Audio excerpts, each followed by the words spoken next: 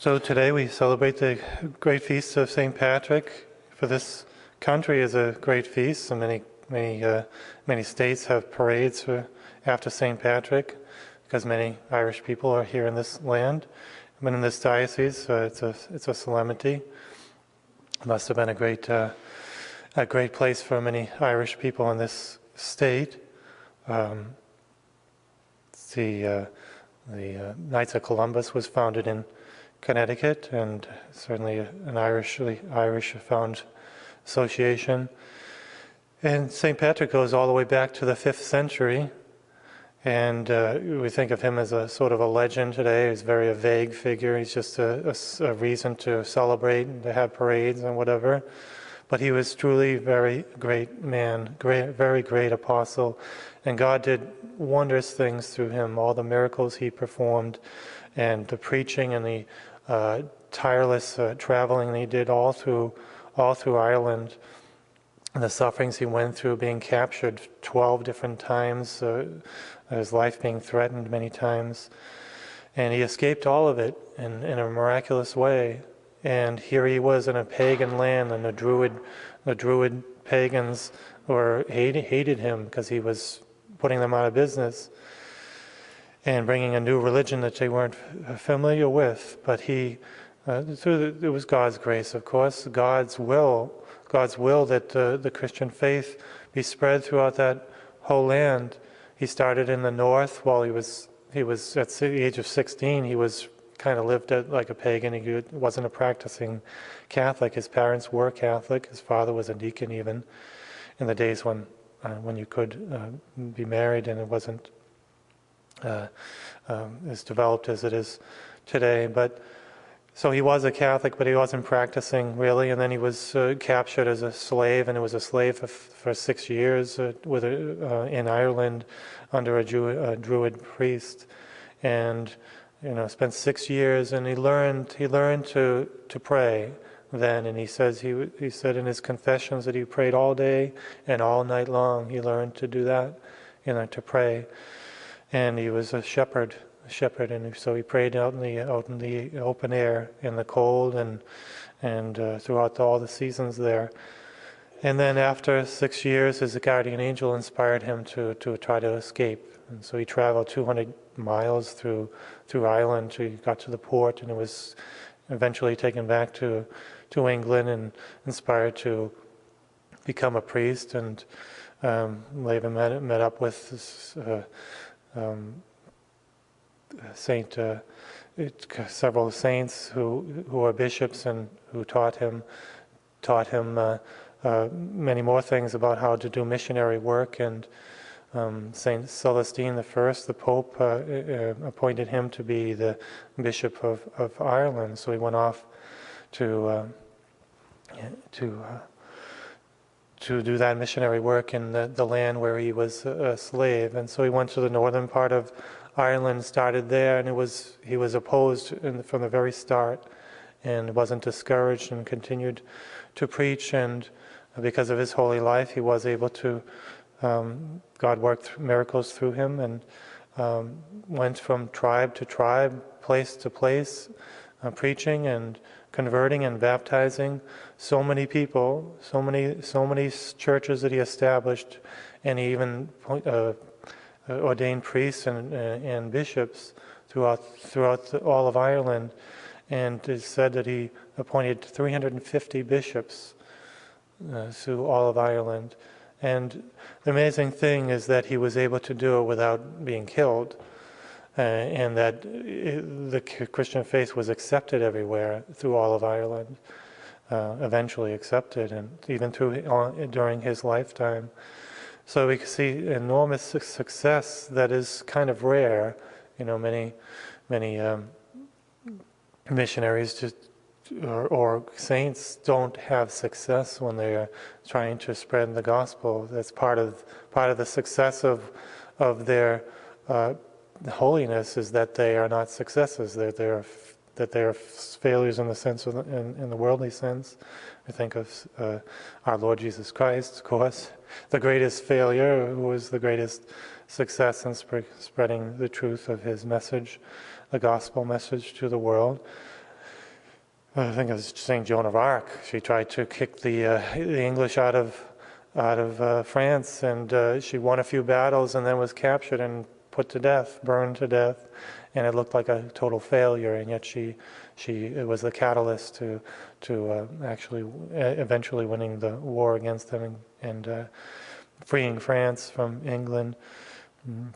Saint Louis IX going on the crusade and went to free the Holy Land, and yet he went down to Africa first, thinking that to stop the Muslims from there first would be the better thing, and he conquered Dalmatia, and then was captured and defeated, and captured and kept a prisoner, and then had to go back sort of humiliated back to France and without winning his prize. And there's so many saints have those stories of not too much success many times of spreading the faith, but we know that the seat of martyrs is the seat of Christians, but St. Patrick is a different story, that God wanted him to be virtually totally successful in spreading the faith in Ireland, and it's Catholicism has been strong there all the way to our day, although it's weakening now, unfortunately, but still there, still at heart, and hopefully will spring up again in a new revival.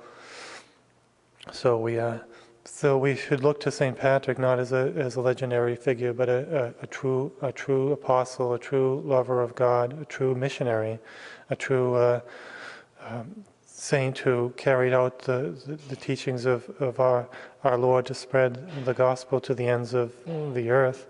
And as we see in the gospel, St. Peter told by Jesus to throw out his net after he was not able to catch anything during the night, and then he was able to catch a great number of fish, so much so that he was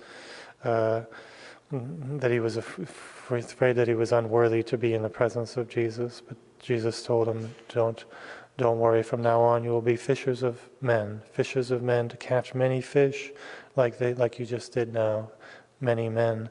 And that's what St. Patrick did. He caught many fish and was very successful in the human sense as well as in the divine.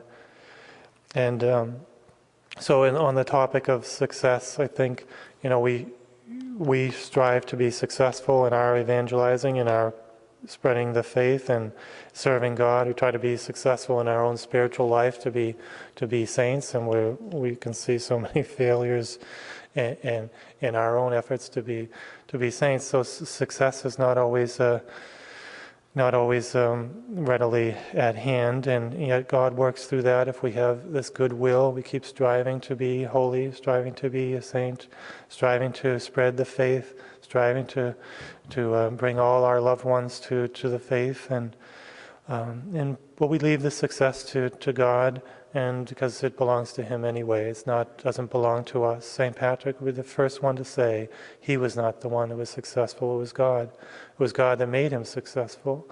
Because again, we look at all the other saints who were not. So I thought we could conclude on what soon-to-be Saint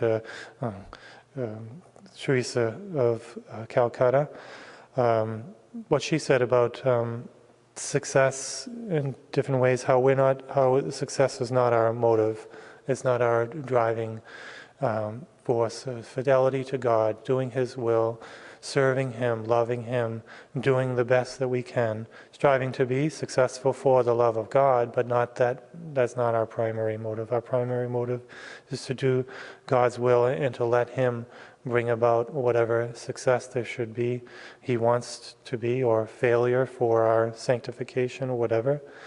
She said, people are often unreasonable, irrational, and self-centered. Forgive them anyway. If you are kind, people may accuse you of selfish, ulterior motives. Be kind anyway. If you are successful, you will win some unfaithful friends and some genuine enemies. Succeed anyway. If you are honest and sincere, people may deceive you. Be honest and sincere anyway. What you spend years creating, others could destroy overnight. Create anyway. If you find serenity and happiness, some may be jealous. Be happy anyway. The good you do today will often be forgotten. Do good anyway. Give the best you have, and it will never be enough. Give your best anyway. In the final analysis, it is between you and God. It was never between you and them anyway.